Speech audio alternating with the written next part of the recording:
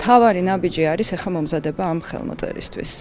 ვიზიტის ფარგლებში, როგორც თქვენ ახსენეთ, პრემიერი შეხვდება ყველას თითქმის ძალიან ისეთი ყოვლისმომცველი პროგრამა აქვს.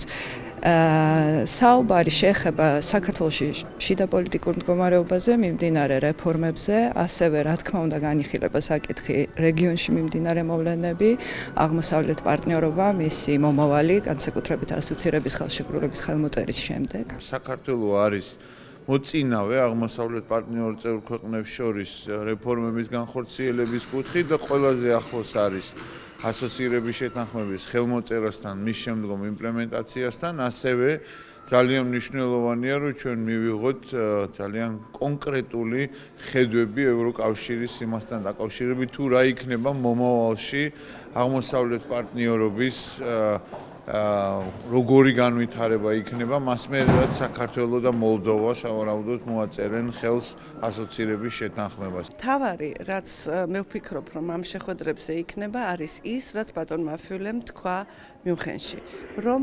უკრაინას და აღმოსავლეთის პარტნიორების სხვა ქვეყნებს უნდა ქონდეთ იმისი გარანტია, ასე ვთქვათ, ეს სიტყვა მას არ უხმარია, მაგრამ დაახლოებით ესე, რომ ასოცირების ხელშეკრულება არის ნაბიჯი ევროკავშირის წევრობის გზაზე.